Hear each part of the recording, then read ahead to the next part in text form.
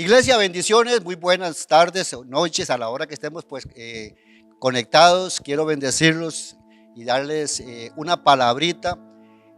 Recuerden que la Biblia es un libro que nos enseña a honrar. Es un libro que está lleno de bendiciones, es un libro que nos enseña a atraer esas bendiciones a nuestra vida. Pero ¿cómo se revela eso a través de nuestra vida? A través de las acciones. Es difícil, es imposible que tú recibas una palabra y no la pongas por práctica, porque la práctica es lo que hace que la bendición de Dios descienda. Hay una palabrita, me gusta, encanta esta palabra, y yo sé que usted la ha leído muchas veces y ha sido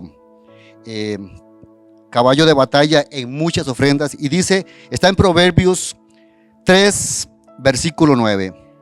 Honra a Jehová con tus bienes y con las primicias de todos tus frutos, y serán llenos tus graneros con abundancia, y tus lagares rebosarán de mosto.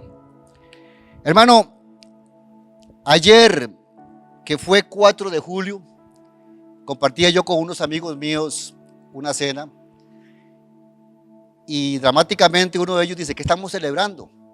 Pues no estábamos celebrando nada. Sin embargo, vino a mi cabeza que hacía 6 años había llegado yo a esta tierra de Pérez Celedón, donde Dios me trajo con una asignación totalmente diferente a la que hoy en día pues estoy viviendo.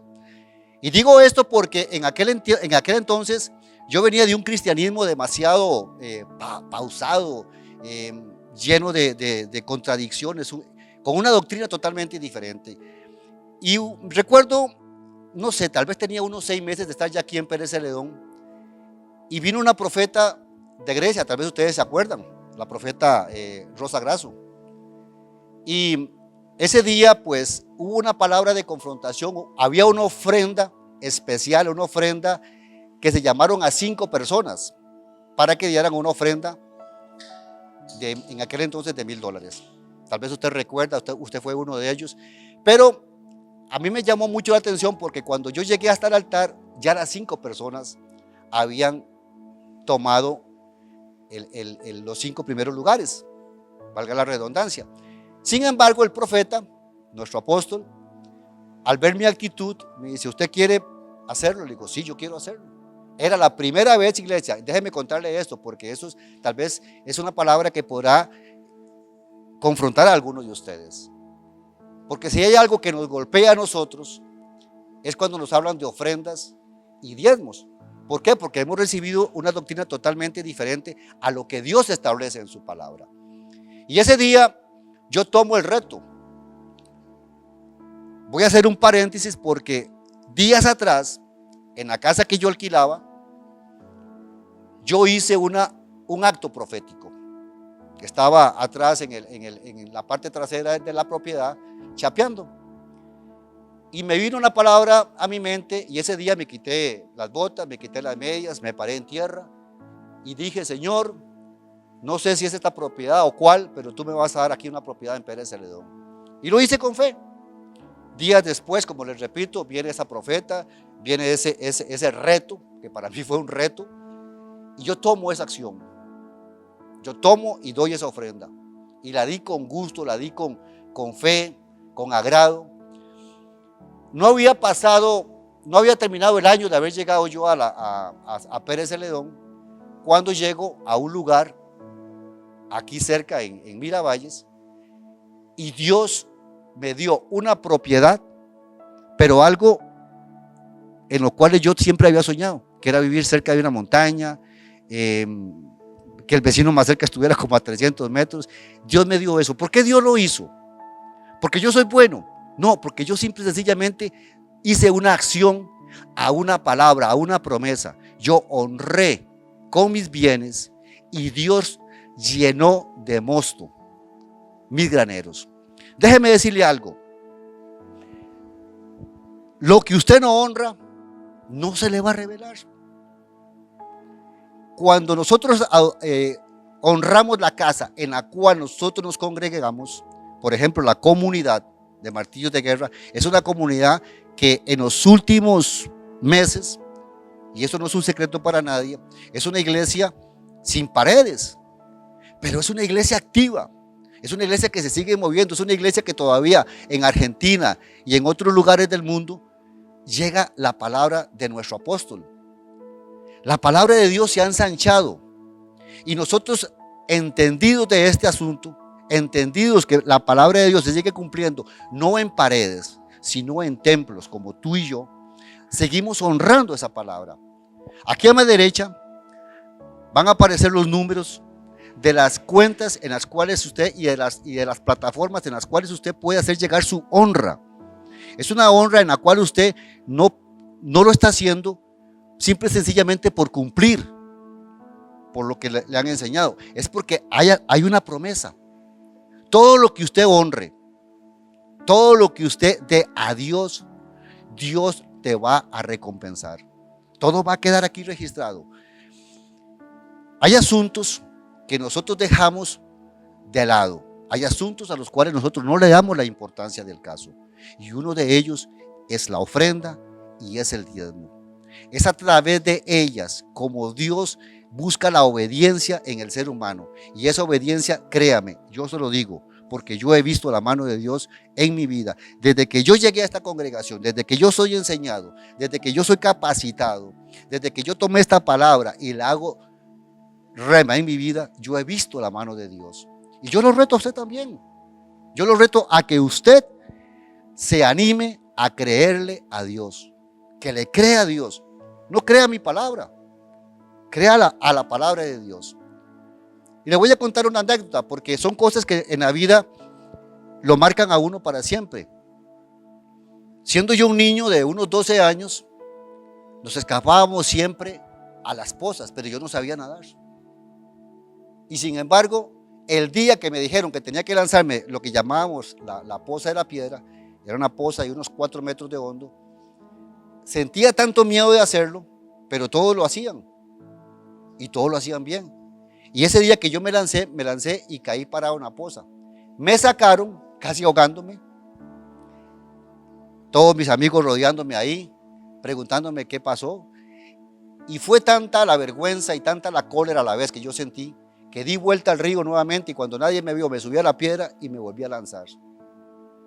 Y así ha sido prácticamente con respecto a este tema de lo que es ofrendar y lo que es diezmar. Yo no lo hago esperando que Dios me dé algo.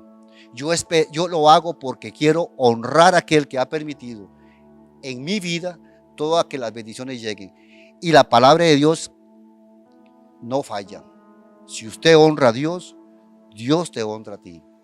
Como te repito, aquí están a mi derecha los números de las plataformas para que usted haga llegar su honra a aquel que cuida tu casa, tu familia y tu negocio.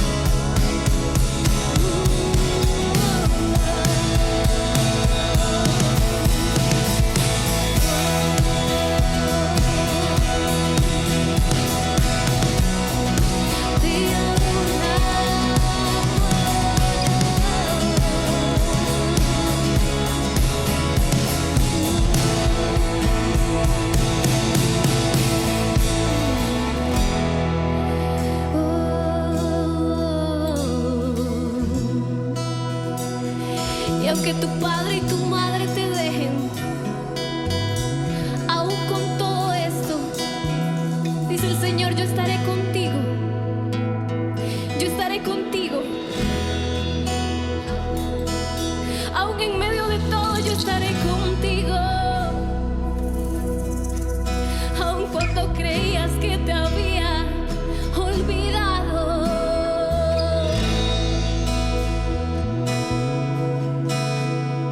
puedes sentir mi abrazo, puedes sentir mi abrazo.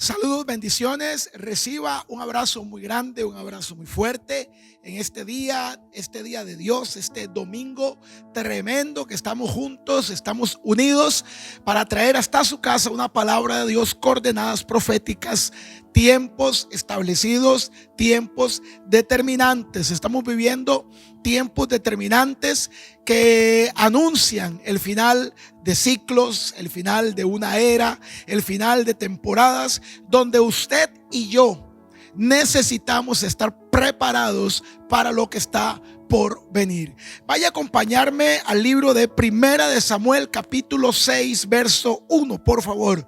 Primera de Samuel, capítulo 6, verso 1.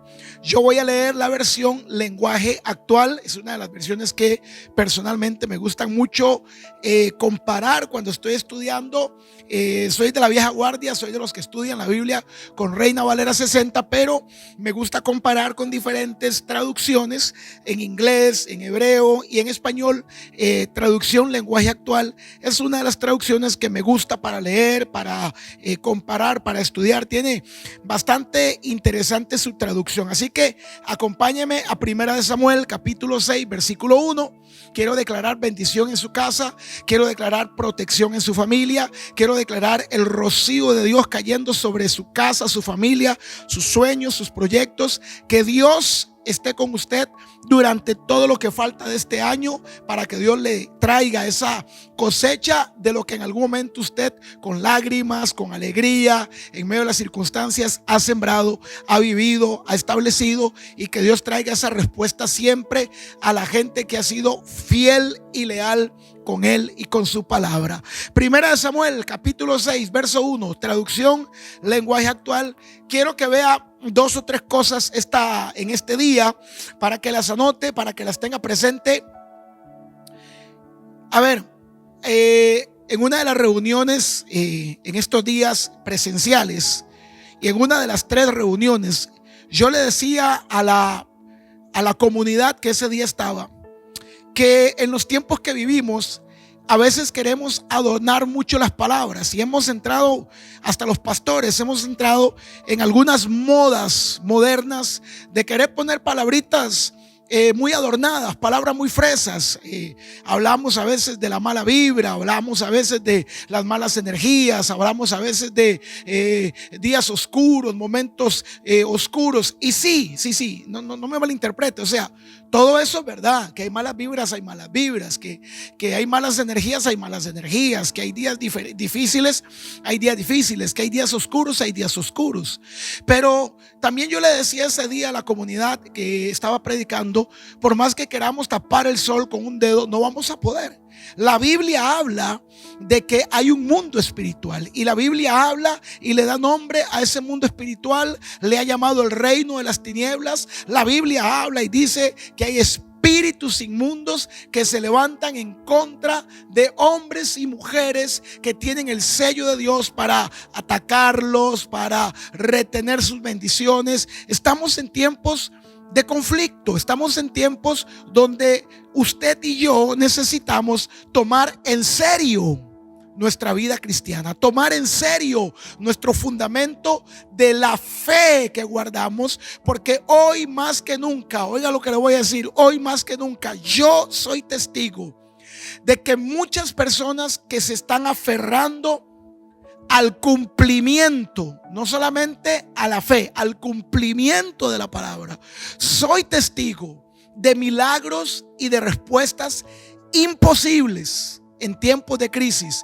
Estoy viendo mucha gente con recursos, estoy viendo mucha gente con títulos, estoy viendo mucha gente con escenarios, con plataformas, con accesos, con conexiones que se nos están quedando de camino. Estoy viendo mucha gente, vamos a llamarle poderosos, gente poderosa, gente con influencia, gente con dinero, gente con conexiones, que la crisis vino a su vida, vino a su casa, vino a su familia, vino a sus empresas, y estoy viendo mucho de ese tipo de gente quedarse quebrada, quebrantada y derrotada en el camino. Pero también estoy mirando a una generación de hombres y mujeres que han puesto en Dios su esperanza, salir adelante a través de milagros asombrosos, respuestas inesperadas. Hemos visto decenas de testimonios de hombres y mujeres, familias que se han aferrado a la fe, han practicado la fe. Hemos tenido testimonios de hombres que me han dicho: pastor, por las razones que vengan, que en algún momento ya hemos dicho, predicado y que vendrán. Este hombre me decía: yo dejé de orar hace mucho tiempo, me congregaba, iba a los cultos como de manera automática, religiosa, pero pastor, yo le había perdido el sabor a la relación con Dios. ¿Hasta qué? Hasta que la enfermedad, el COVID, tocó a su familia, tocó a su madre, tocó a sus sobrinos, tocó a sus tíos. Y este hombre, una mañana en una reunión presencial, oiga lo que le acabo de decir, si usted es uno de los cristianos virtuales, lo bendigo, lo felicito. La plataforma virtual es una muleta, pero nunca será el plan perfecto de Dios.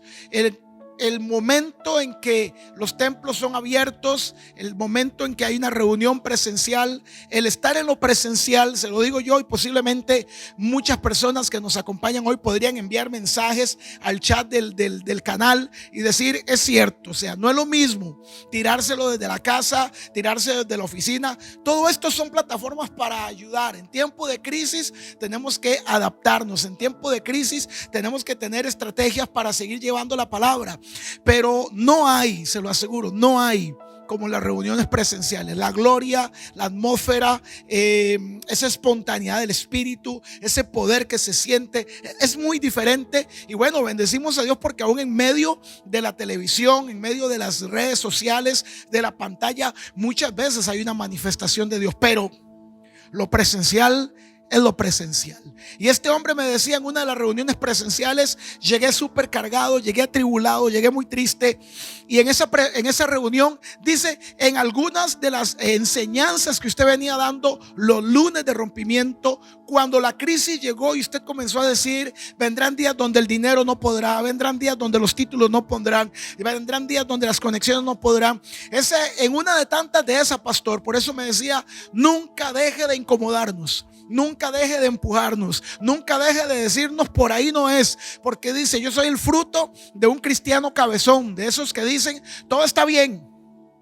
Todo está bien porque tengo un negocio, tengo una oficina, tengo una empresa, me está llegando dinero, la casa está bien, todo está bien. Y no, decía este hombre, no siempre el que la bolsa está llena significa que todo está bien. Y de repente me decía este caballero contándome el testimonio: se vino la enfermedad, agarró a mi madre, agarró a mis sobrinos, agarró a mi hermana, agarró tíos, gente muy querida. Y Dios habló a mi corazón y me dijo: estás atrincherado. No estás tomando la posición como hijo de la fe, no estás tomando tu posición como guerrero de la fe. Y este hombre tuvo un despertar. Y en medio de ese despertar dice que en una de las reuniones que yo predicaba hace tal vez 2 meses atrás, donde yo decía, es tiempo de volver a la oración de la madrugada, que tiene mucho poder. Es tiempo de volver a los ayunos. Es tiempo de volver a la línea de batalla. Tú que eres cristiano, tú que eres un hombre, una mujer de fe, que de repente estás ahí en una estación de vida donde de repente dices, todo está bien.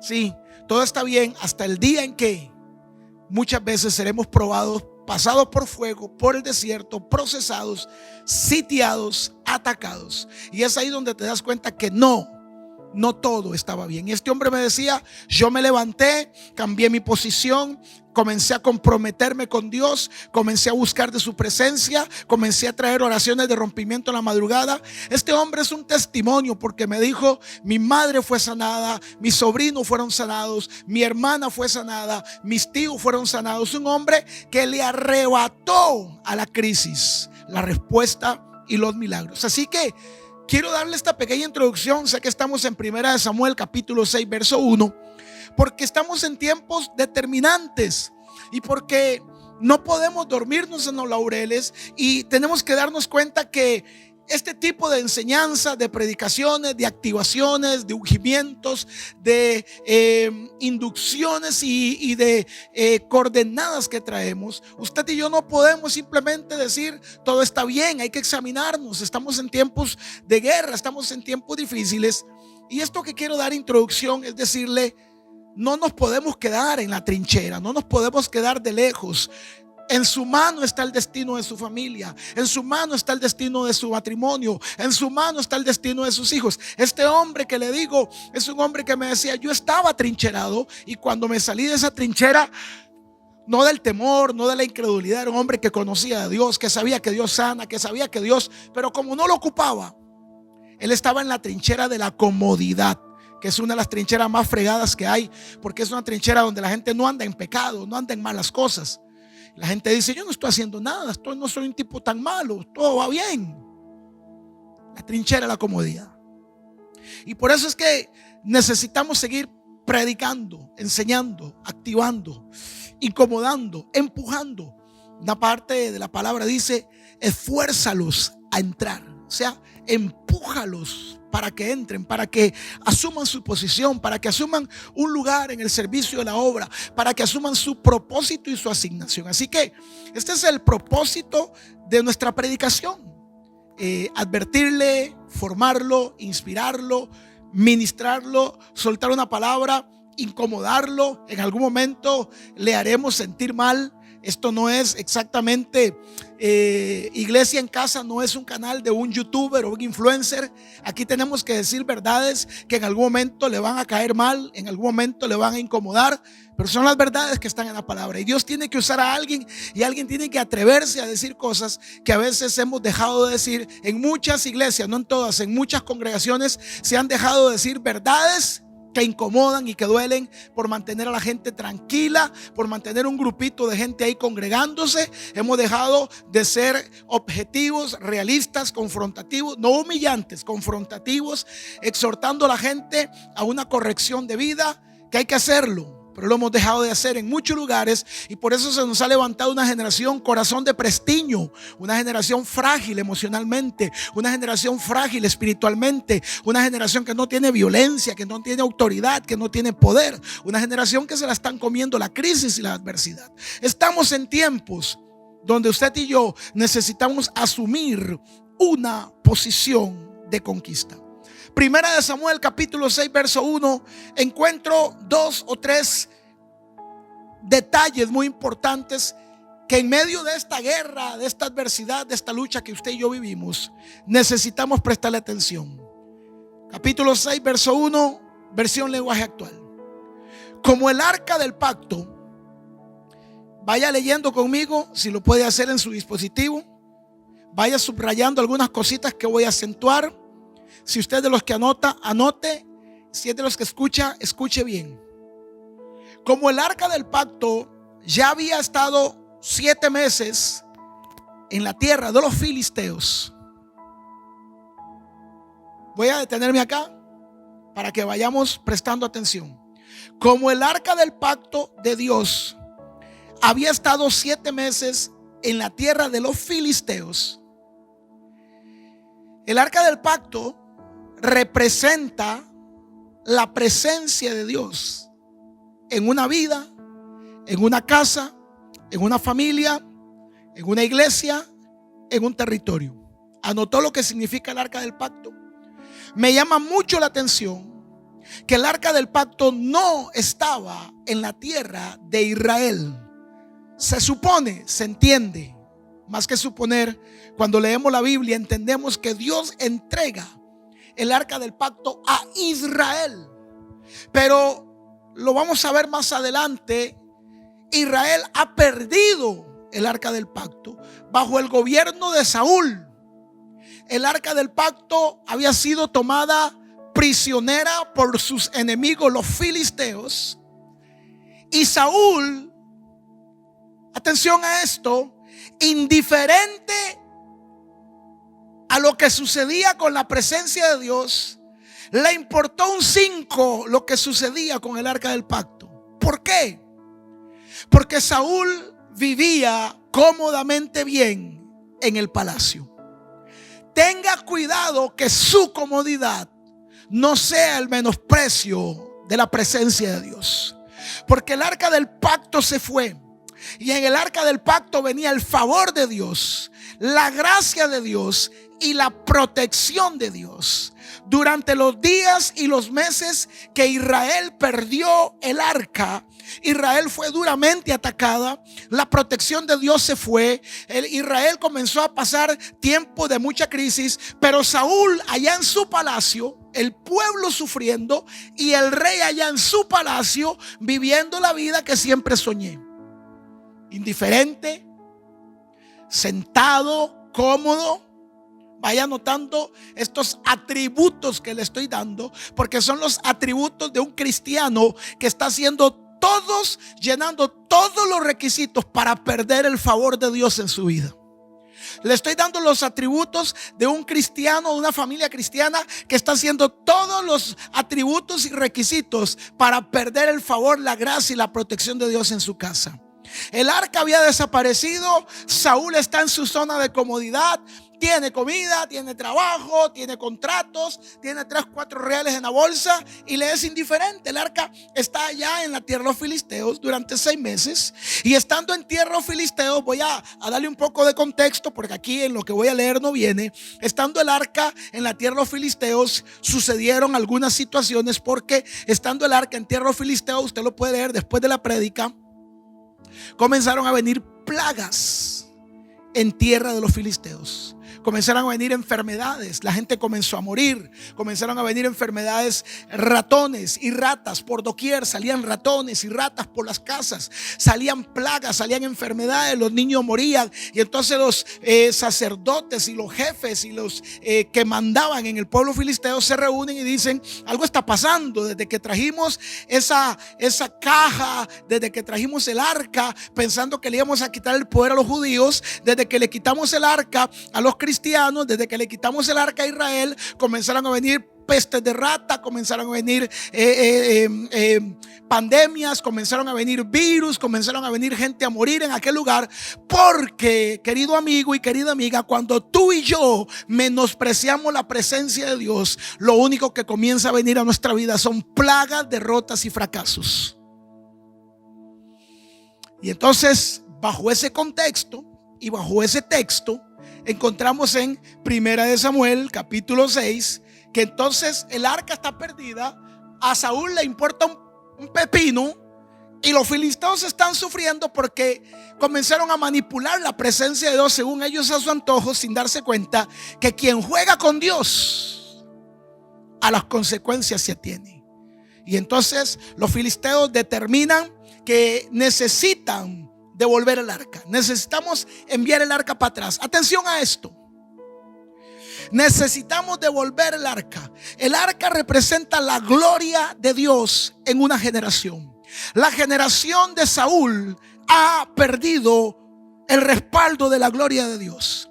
Lo primero que quiero que vea esta tarde, esta noche o en este día que le estoy tomando es que escúcheme bien lo que quiero que aprenda en esta, y no he terminado de leer, manténgase ahí en donde está en 1 Samuel 6, porque estoy apenas empezando. Pero lo primero que quiero que vea es que la gloria de Dios es capaz de abandonar una familia. La gloria de Dios es capaz de abandonar una persona. La gloria de Dios es capaz de abandonar una casa, un matrimonio. La gloria de Dios es capaz de abandonar el negocio de un hombre o de una mujer que desconoce o que abandona o que irrespeta la gloria de Dios. No crea que usted y yo podemos jugar toda la vida y creer que esta bendita gracia con la que hemos manipulado nuestros deseos. La Biblia a mí me dice que la gloria de Dios es capaz de abandonar toda una generación. La gloria de Dios es capaz de abandonar toda una familia. La gloria de Dios es capaz de abandonar todo un matrimonio. ¿Sabe por qué? Por la conducta de la gente que debería de estar dándole un lugar y un respeto a la gloria de Dios. El arca se fue por la indiferencia de Saúl. El arca se fue por la indiferencia de los príncipes. El arca se fue por la indiferencia de de los hombres que deberían de estar atendiendo. El arca, la presencia de Dios, la gloria de Dios podría irse de tu casa por tu indiferencia. La presencia de Dios podría irse de tu ministerio por tu indiferencia. La presencia, la gloria de Dios. Y si se va la presencia y la gloria, se va la gracia, se va la protección y se va el favor. La presencia de Dios y la gloria de Dios podría irse de tu matrimonio por tu indiferencia. Tú crees que tienes un negocio y crees que eres muy buen trabajador y que tienes mucho talento. Hay gente que hace lo mismo que tú haces, miles, cientos de millones. Hay gente que tiene títulos y que hoy están lavando platos en algún lugar del mundo, porque no se trata de títulos, ni acceso, ni talento, sino del favor de Dios. Pero vengo a decirle algo a algunos cristianos. Esto no es para gente de afuera. Esta parte es para algunos cristianos que han estado menospreciando la presencia de Dios, tirándosela bonito, sabiendo que Dios los está llamando y llamando. De hecho, que mientras estoy diciendo esto tengo 5 nombres en la cabeza que me gustaría gritarte aquí directamente y decirte: despierta, cholo, porque el tiempo se te está acabando y la presencia se va a ir de tu casa, de tu familia, de tus negocios, de tus finanzas. Porque 1 Samuel capítulo 6 me dice que hay generaciones tan insolentes y generaciones tan insensibles que la presencia de Dios abandonará su casa en los próximos meses. También aprendo que así como hay hombres que han sacado la presencia de Dios, mi conducta, 1 Samuel 4, 5, 6, mi conducta o mis conductas son capaces de sacar a Dios de mi casa. Léalo, no se lo estoy inventando. Mi indiferencia, mi frialdad, mi mediocridad es capaz de sacar a Dios de mi vida. Pero 1 Samuel capítulo 6 también me dice que hay hombres que, así como hay hombres que sacan a Dios de una generación, 1 Samuel también me dice que hay hombres que pueden traer a Dios de vuelta a una generación. Y es de lo que quiero precisamente enfocarme en los próximos minutos. Porque en 1 Samuel capítulo 6 y los versículos donde vamos leyendo, quiero que vea las características de hombres que vuelven a traer la gloria de Dios a un territorio. Quiero que vea las características de hombres y mujeres. Escúcheme. En alguno de los tantos libros de desarrollo financiero que he leído, bien no recuerdo si fue en alguno de los libros de Napoleon Hill, uno de los tantos escritores que hay, gurús y maestros, mentores de las finanzas mundiales, dicen que los millonarios, todos los millonarios del mundo, no importa si están en la China, en Rusia, en Estados Unidos o en América, dice una máxima que todos los millonarios del mundo repiten los mismos patrones. Y en ese mismo libro dice: y los fracasados también repiten los mismos patrones. Por eso, si yo pretendo ser millonario, que es la razón por la que uno pasa comprando libros. Uno pasa comprando libros y yendo a seminarios de mentores financieros porque uno quiere conocer cuáles son las características de la gente que lo hace bien. Y uno necesita también conocer cuáles son las características de la gente que no lo hace bien. ¿Para qué, pastor? Para no repetir conductas. Por eso vamos a los talleres. Por eso me imagino yo, aquí tengo detrás de cámaras a Rodolfo. Por eso va Rodolfo uno a los talleres para ver qué es lo que uno está haciendo bien, qué es lo que no está haciendo bien. Uno debe capacitarse, uno debe de exponerse a gente que lo está haciendo bien. Y aquí vemos características de hombres como Saúl. ¿Qué hizo que la presencia de Dios se fuera? Frialdad. Vamos al culto. No, ¿para qué? Si aquí está bien en la casa. Esta semana hubo trabajo, ahí hay pollo para comer, ahí hay coca para tomar. Esa indiferencia es la que se llevó a Dios de Israel. Indiferencia, frialdad, desinterés. Este famoso parásito que está pegado en los ticos, que no es el COVID sino el porta a mí. Estando yo caliente, estando yo bien, a mí qué me importa. Señores, los ticos hemos tenido que pagar muy caro esa indiferencia del porta a mí. Y nos ha pegado tan duro porque vivíamos en una nación donde pensábamos que estábamos en una burbuja, de que las cosas malas pasaban en Venezuela, de que las cosas malas pasan en México, de que las pandillas están allá en Honduras y Guatemala, de que los sicarios están en Colombia, de que la droga está allá. Y un día nos despertamos. Óigame, hoy da terror revisar las páginas de información en Costa Rica. Hoy da terror revisar los diferentes periódicos y los diferentes noticieros. Hoy Costa Rica es un país más de este tercer mundo, lleno de crímenes, homicidios, suicidios, barbaridades, droga, muerte, virus. ¿Por qué? Porque un día los ticos, como bien, hay cosas que los ticos sabemos hacer muy bien. Una de ellas es ser indiferentes, flojos, vagabundos, soñadores sin acción. Discúlpeme que diga esto, pero hay momentos donde si el dedo no se mete en la llaga y si el cloro o el cepillo en el hospital no limpian la herida, no nos van a sanar, sino que cada día vamos a oler peor. Hay generaciones que pierden a Dios, hay generaciones que recuperan a Dios.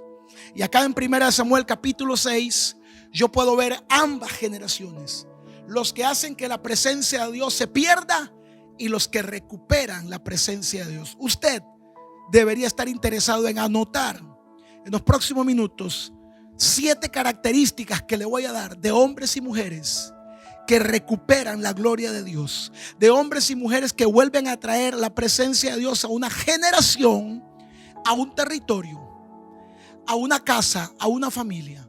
Hombres y mujeres que deberían de anotar esto, si son hombres y mujeres con el sentir en su corazón. Si usted es un joven que dice: qué raro esta generación juvenil que yo veo, indiferente, no cantan, no danzan, no brincan. Pero van allá donde el DJ lleno de burbujas de droga y todo el mundo brinca como conejo eléctrico. Pero en la iglesia ni las cejas movemos. ¿Qué pasó? ¿Sabe qué pasó? Liderazgo. Hay líderes que no saben cómo traer la presencia de Dios. Hay líderes que no saben cómo traer la gloria de Dios. Y si el líder no sabe, el pueblo tampoco. Saúl no sabía cómo traer la presencia de Dios. Y si Saúl no lo sabía, menos su liderazgo y menos el pueblo. Pero en 1 Samuel capítulo 6 dice que el arca de Dios ya había estado 7 meses en su tierra, en la tierra de los filisteos. Ya le conté: plagas, problemas, pandemias, enfermedades, muertes. Y los filisteos mandaron a llamar a sus sacerdotes y a sus adivinos. No eran profetas ni eran pastores, no eran cristianos, pero estos sacerdotes y estos adivinos tenían más revelación. Esto está fuerte. Estos sacerdotes y estos adivinos, estos brujos, tenían más revelación de cómo tratar la presencia de Dios que los mismos cristianos. No sea tan bárbaro. Estos sacerdotes, estos adivinos y estos brujos tenían más códigos de honra a la presencia de Dios que mucho cristiano.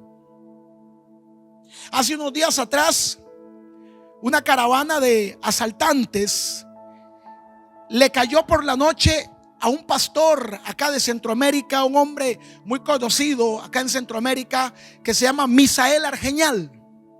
Este es un pastor muy querido en la zona de Centroamérica.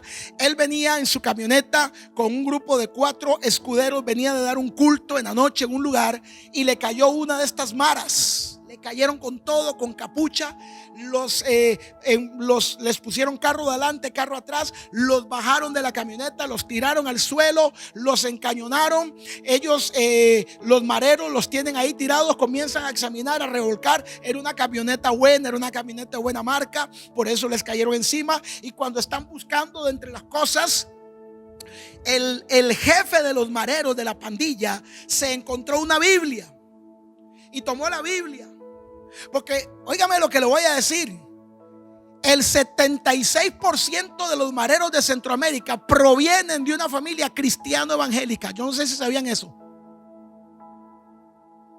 Señores, el 76% de los mareros de Guatemala, El Salvador y Honduras venían de una casa cristiana, donde en esa casa se perdió la presencia de Dios. Cuando tú y yo perdemos la presencia de Dios, estamos criando pandilleros del futuro.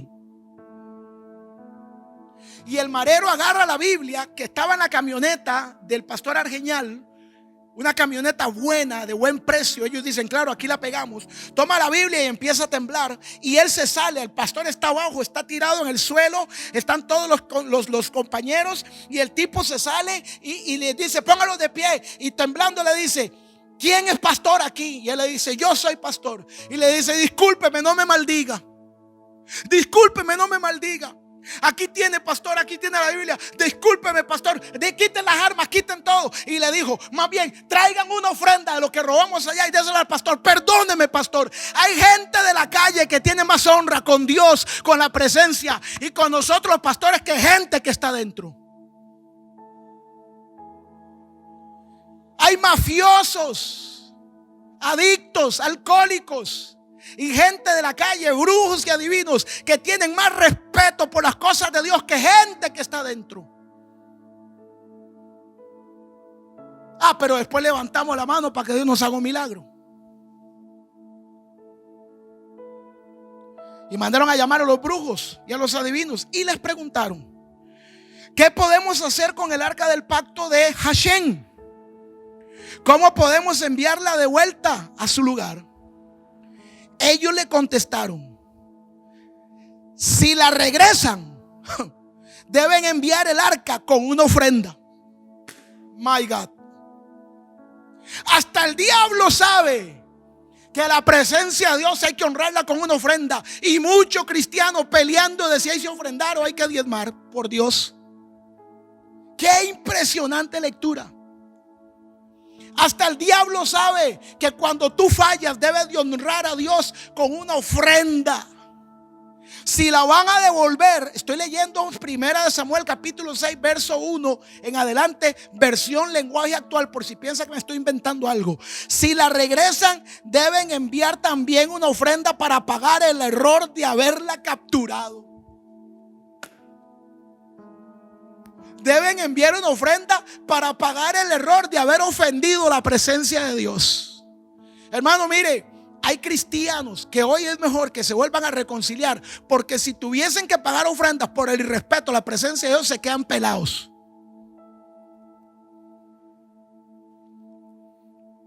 Si la regresan, deben enviar también ofrendas para pagar por el error de haberla capturado. Solo así sanarán los tumores y entenderán por qué Dios no ha dejado de castigarlos. Los filisteos volvieron a preguntar, ¿qué ofrenda podemos presentarle al Dios de Israel para que nos perdone?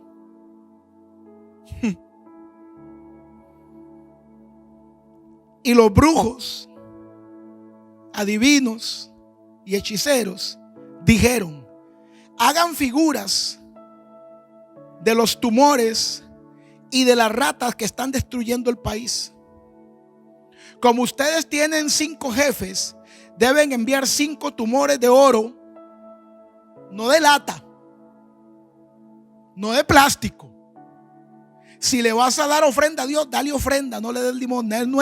Dios no es el mendigo en la entrada de Jerusalén que ocupa 100 pesos tuyos. O le das tu honra o no vengas con baratejas. Hagan tumores y ratones de oro según las figuras con las que hemos sido atacados. Deben enviar 5 tumores de oro y 5 ratas de oro. No eran ratitas Charosky. 5 ratas de oro, 5 tumores de oro, oro macizo. Dice: así ustedes reconocerán. A través de la ofrenda se reconoce si Dios es el Dios de tu corazón. No, porque Dios no se mete en eso, pastor. Por eso están los cristianos como están.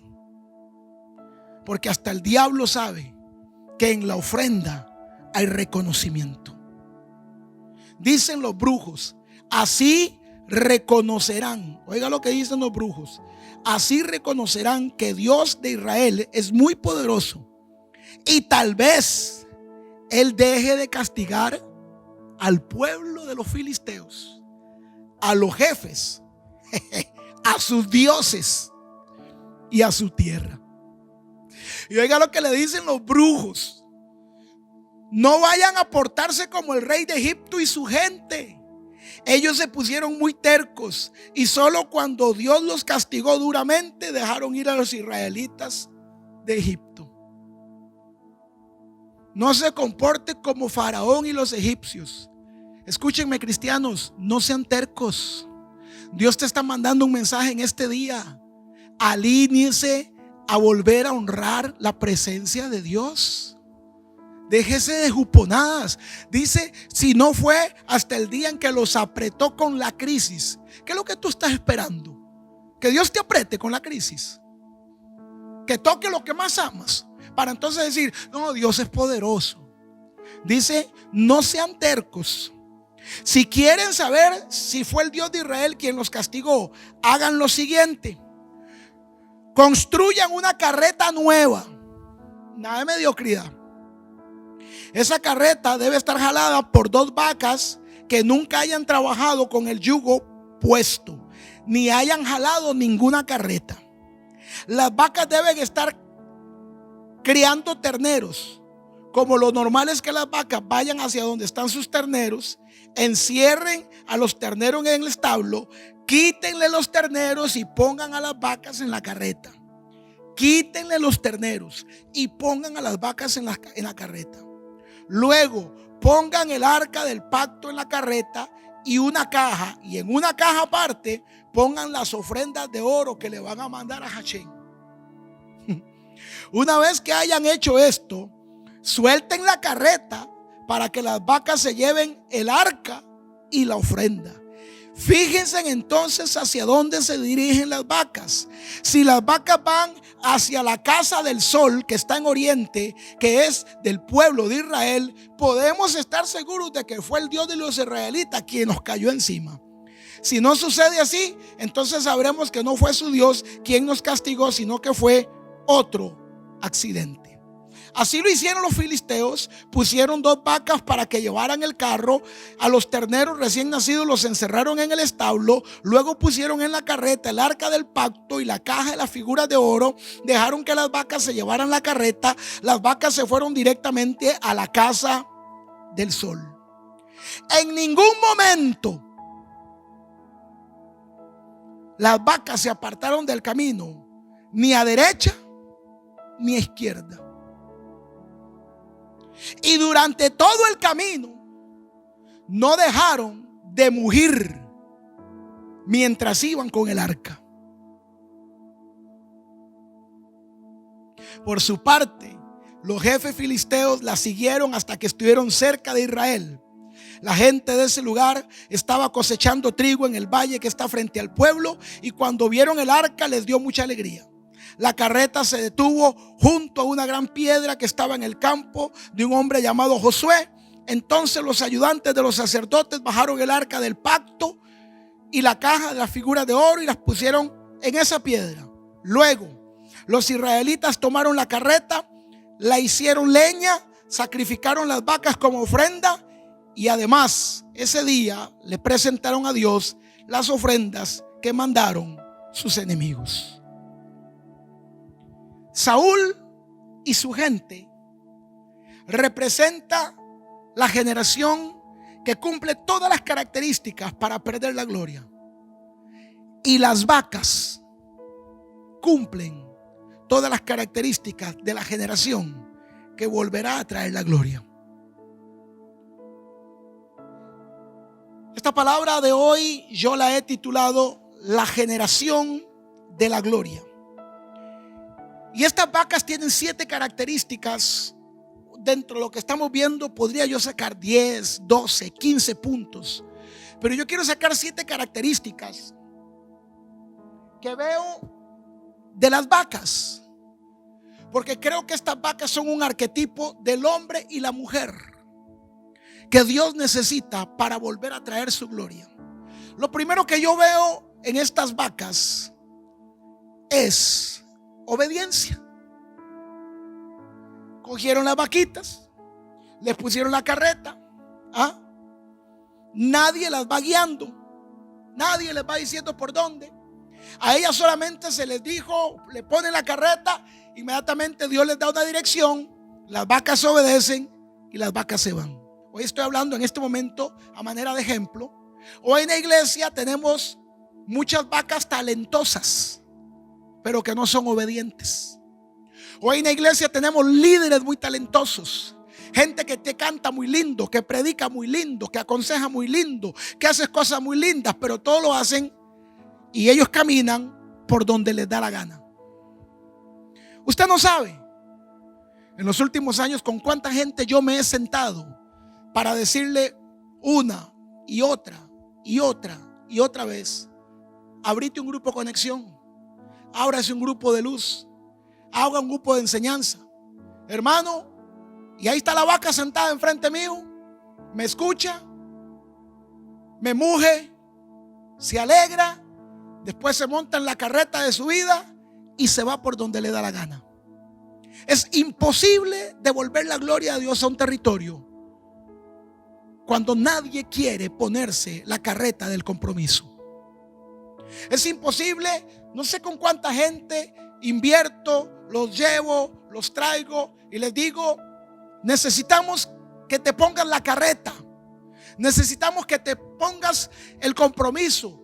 Ábrete un grupo, tienes oficina, tienes una casa, tienes dinero, tienes un lugar, hermanos.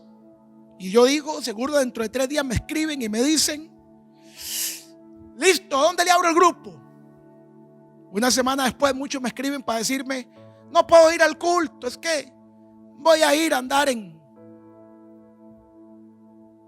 Es imposible.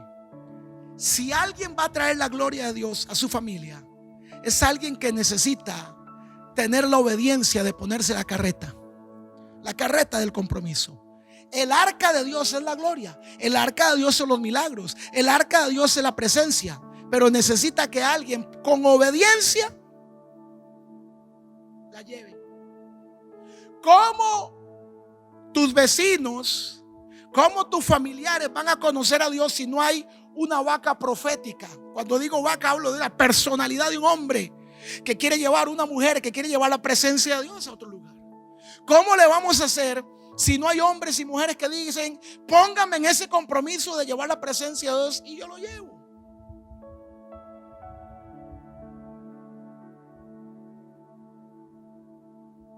La generación que devolverá la gloria es una generación obediente a un mensaje como el de hoy, que Dios te dice: tienes trabajo, tienes dinero, tienes una buena casa, tienes un buen corredor, tienes una buena oficina.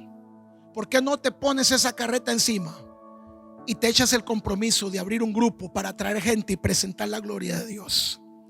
Lo segundo, no me puedo quedar, yo quisiera quedarme aquí, esto sería una clase maestra de 3 horas. Pero si usted quiere entender, usted quiere entender. Lo segundo que veo en estas vacas es un detalle muy grande. No dice que fueran bueyes. ¿Por qué dice, pastor? Porque las enyuntaron. Y usted sabe que es imposible enyuntar vacas, a no ser que sean bueyes. Para que dos reses caminen juntas, tienen que ser bueyes adiestrados a caminar juntos. Pero estas son vacas recién paridas, con los terneros chiquitos. Les ponen el yugo y caminan juntas. Es imposible, escúchenme pastores y escúchenme líderes, es imposible traer la gloria de Dios si en medio de las dificultades o el carácter que cada uno tenga, no caminamos en unidad y en equipo. Caminan juntas, llevan el yugo juntas. ¿Y por qué llevan el yugo juntas? ¿Y por qué caminan juntas? Porque tienen un objetivo. Traigamos la gloria de Dios a este territorio. Hasta el día en que los cristianos estén de acuerdo en traer la gloria de su territorio, caminaremos juntos y trabajaremos en equipo. Pero ha costado tanto, porque al final de cuentas no es la gloria de Dios lo que queremos traer. Mucho lo que querían tener era el púlpito para predicar un rato, las cámaras para que le vieran las hachas, las redes sociales para que le dieran like, porque estamos en una generación tan frágil de corazón que nos tiramos, discúlpeme, que nos tiramos una comida, un gallo, lo que sea, y todo lo pasamos subiendo en las redes sociales para ver quién nos da like y quién nos aprueba y quién nos aplaude, porque si no nos aplauden, si no nos aprueban, se nos quiebra el corazón. Y hemos pensado que la vida es una red social donde todo el mundo tiene que aplaudirnos y caernos bien. Y entonces hoy tenemos un montón de líderes cristianos y tenemos un montón de pastores y un montón de cristianos en la iglesia que no se quieren sumar. Hermano, venga, súmese. No, pues que hay gente que yo no comparto con ellos. ¿Y acaso que estar en la iglesia es un concurso de popularidad? ¿Y acaso que usted viene a la iglesia para caer bien? Pero como no queremos traer la gloria de Dios, cualquier excusa es buena para no estar en unidad y para no trabajar en equipo. La tercera característica que yo veo de la generación que va a traer la gloria de Dios es que sin sacrificio no hay victoria. Y aquí ya seguramente 20 me apagaron el dispositivo, porque más o menos del 2010 para acá se levantó una generación de iglesias y pastores donde el evangelio se lo acomodamos a la gente, donde nos olvidamos que la cruz que Jesús iba cargando era de madera, que pesaba 52 kilos, que a Jesús le habían metido latigazos por la espalda al punto que le habían abierto la carne y se le veían las costillas con los pulmones. Y hemos hecho hoy un evangelio simplista de cruces. Hoy la cruz ya no es de madera, hoy las cruces son de estereofón. Hoy no pesa ser cristiano, hoy no pesa cuidar el testimonio. Hoy Mincho, el cantinero, es cristiano. Rafaela, la mujer del pueblo, es cristiana. Hoy todos son cristianos porque el cristianismo lo acomodamos. ¿Sabe por qué la iglesia se ha estancado? Porque hoy la gente prefiere sacrificar para comprar una pantalla de 70 pulgadas que para sacrificar para abrir un grupo de estudio de la palabra. A estas vacas que representan la generación que traerá la gloria, les quitaron sus hijos. Hoy la excusa para no servir a Dios es la familia. Y la familia es lo que todos los cristianos están perdiendo. Si estuvieras realmente cuidando tu familia, ¿por qué se te está perdiendo? Tengo tiempo, que la casa, que los hijos, sin sacrificio no hay gloria. Es imposible. Escúcheme, han ido muriendo. Con nosotros se congregaba una mujer. Si mal no recuerdo, creo que esta mujer ya partió a la presencia de Dios. Cuando yo iniciaba el ministerio, se congregaba una mujer que era servidora, era de lo que llamamos sugieres, de los que sirven en la puerta, limpiando el altar, la tarima, de esa gente tan importante que acomodan autos y que toda pieza es importante, es que discúlpeme, hay unos que no quieren servir en una casa de oración o de palabra porque es demasiado alto, pero si los llamo a cuidar carros es demasiado bajo. Jodas, lo que no quiere servir. Y aquella mujer, pero si usted los llama, vamos al Congreso. Señor, sí, señor. Venga aquí al programa para entrevistarlo. Claro, para eso nací. Aquella mujer era servidora. Su marido no tenía la misma fe cristiana, era un hombre agresor. Y cuando él se dio cuenta que la señora, ya una señora como unos 50 años, un poquito menos, iba a la iglesia, cuando ella llegaba a la casa, la golpeaba, la agredía físicamente. Y ella servía a Dios en los baños, recogiendo la basura, los chicles, recogiendo los chicles que los Saúl, los indiferentes a la presencia de Dios, llegan al templo a jartar chicle, a revisar el teléfono, y mientras estamos adorando, alabando, sanando enfermos, libertando matrimonios, estos pedazos de insolentes ponen el chicle debajo de la silla, porque él vale un pito a dónde están, porque tienen más reverencia en el servicio sanitario cuando están haciendo lo que les da la gana que en la casa de Dios cuando están delante de la presencia de Dios. Y esta mujer era de esas que les quitan el chicle, ¿sí? Así pelota de chicles le sacamos a las sillas de las iglesias, de los templos, cada 3-4 meses. Pero si cuando van entrando al culto usted le dice con botella de agua y picarita no puede entrar, se encachimban y se van. Pero en una institución pública le dicen sin eso y eso no puede entrar. ¿Qué hacen? No entran. Hemos perdido mucho, ¿no creen? Esta mujer nunca dejó de servir a Dios. Salía de su casa con una ropa, le decía al marido voy a hacer un mandado, y en una bolsa canguro de esas oscuras ella dejaba guardada el uniforme de servidora y lo dejaba escondido en un matorral cerca de la casa. Salía con una ropa, pasaba por el matorral, sacaba la bolsa negra. Esto sucedió en Martillos de Guerra, donde yo pastoreo. Pasaba donde otra amiga, se ponía la ropa de ujier con alegría y corazón. Esto me parte el corazón a mí. Y saber que hay gente que tiene el recurso para servir a Dios, hay que punzarlo y punzarlo y punzarlo y punzarlo y punzarlo hasta el día en que viera que a veces te me dan ganas de decir malas palabras aquí predicando. Hasta el día en que le dé la gana. Esta mujer pasaba, se cambiaba de una amiga, iba a servir a la iglesia, regresaba del culto, pasaba donde la amiga, se quitaba la ropa de servidora, la volvía a guardar en la bolsa canguro, la dejaba, la bolsa negra de plástico, la dejaba en el matorral y llegaba a su casa. Y así sirvió a Dios por más de 3 años. Qué fuerte, ¿no? Sin sacrificio no hay gloria. El cuarto ingrediente que veo en esta generación que trae la gloria es que dice que las vacas iban solas y no se apartaron ni a derecha ni a izquierda. Léalo. Y no se apartaron ni a derecha ni a izquierda. La generación que traerá la gloria de Dios de vuelta es una generación que tiene convicción de lo que está haciendo. No alguien que hoy comienza y mañana no está.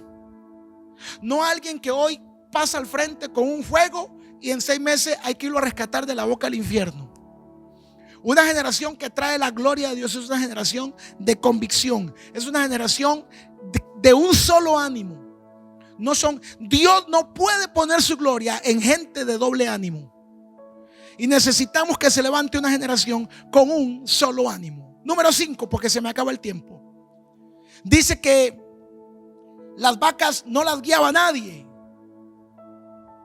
en el ámbito físico, pero ellas habían escuchado la voz de Dios y sabían por dónde. Qué increíble que hasta una vaca escuche a Dios. Y usted que se hace llamar cristiano de 10 años, de 15 años, profético, adorador, qué increíble que una vaca sepa escuchar a Dios que es tiempo de servir a Dios, y que usted me venga a decir que Dios todavía no le ha dicho que es tiempo de servir. ¿Sabe por qué? Porque cuando yo tengo relación con Dios, yo sé lo que Dios está diciendo. Estas vacas tenían más relación y conexión con Dios que muchos cristianos en las iglesias.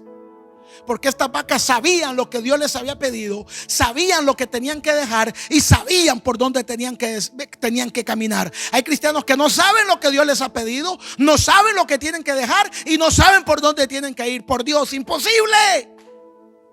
Imposible traer la gloria de Dios con este tipo de cristianos. ¿Sabe? Cuando yo leí esto, yo dije: Señor, dame 300 vacas de estas, de líderes. Yo con 300 vacas de estas me gano Pérez Celedón entero, en lugar de a veces un montón de gente que no sabe ni para dónde va ni qué es lo que quiere. Hay que estarlos chineando, ayudando, a que al final de cuentas se vayan por donde les dé la gana. Lo sexto que yo veo en estas vacas: esta generación de hombres y mujeres que traerán de vuelta la gloria, es que dice que iban con la carreta pegada, iban debajo del sol, caminaron más de 100 kilómetros, camino polvoriento. El arca tenía el peso, el oro tenía peso, el sol tenía peso, el camino tenía peso. Y dice que por todo el camino, léalo usted, por todo el camino no pararon de mugir. ¿Qué encontró ahí, pastor? Es apuntar. No, ojalá que apunte y ponga en acción, dientona, que toda la vida ha apuntado, tienen cuadernos llenos de apuntes. Mire, hay cristianos que han escrito más que los apóstoles de Cristo y no han hecho nada. Nada.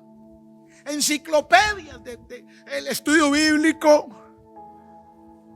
Me preguntaron un día estos, aquí tengo en este estudio bíblico de los milagros. A ver, cuando yo pido un milagro, ¿cómo lo tengo que pedir? Creativo, asombroso, sorpresivo. ¿Qué? Tienen una enciclopedia clasificando los 100 tipos de milagros que existen en la Biblia y nunca han visto un milagro en su vida. Estas vacas van con la carga encima, pero no dejaron de mugir. ¿Qué descubrió ahí, pastor? Se llama adoración. Nunca dejaron de adorar en medio del peso, el camino, el sol, la circunstancia. La vaca no tenía un predicador al frente que le diga: levante la mano, adórele. Hermano, es que hay que estar en un culto. La gente, si usted no le dice levante la mano, no levanta la mano. Si usted no le dice cante, no canta. Si usted no le dice adore, no adora. Si usted no le dice corra, no corre. Si no viene al frente, no viene al frente. Iban bramando todo el camino, mugiendo, dice acá, todo el camino adorando, con la carga y adorando, con el sol y adorando, con el camino feo y adorando, solitas y adorando. Es que a mí me dejaron botada. Adore. La generación que traerá de nuevo la gloria es una generación que adora en todo tiempo. Y lo último que veo con esta generación de líderes, de hombres y mujeres, y cuando digo líderes no me estoy hablando solamente a la comunidad de fe llamada iglesia, estoy hablando a tu casa, a tu familia. Esta generación de hombres y mujeres que se pararán en la brecha a traer la gloria de Dios. ¿Qué es lo último que veo yo en estos pasajes que estudié en estos días? Cuando las vacas llegaron, trajeron la carreta, traían la gloria de Dios. Todo el mundo festejaba, todo el mundo gritaba. Ahí donde nacen, cuando los líderes hacen lo que tienen que hacer, cuando abren el grupo de conexión, cuando comienzan a invitar gente, cuando lo hacen todo bien y el líder espera que le estén aplaudiendo a ellos. Ay, qué bien lo hizo. Es que a mí nunca me reconocen lo bueno que hago. Dios te lo reconoce. Cuando las vacas llegaron, todo el mundo se alegró, todo el mundo las vio, todo el mundo cogieron el arca, la bajaron, cogieron la ofrenda y la bajaron, cogieron las vacas y les cortaron el pescuezo y las entregaron en sacrificio. ¿Sabe qué vi ahí? Se llama abnegación. Abnegación significa estar dispuesto a entregar todo. Es imposible que la gloria de Dios venga a nuestro tiempo cuando hay una generación que le impide entregar la comodidad de la cama. Conozco una persona que tiene una empresa pudiente, que trabaja duro todas las semanas, Y los domingos dice: ay, yo no voy a los cultos porque es muy temprano. Pero te aseguro que si te llegara un cliente a la hora de un culto que te paga 3 veces lo que te paga cualquiera en la semana, le abrís el negocio y lo atiendes.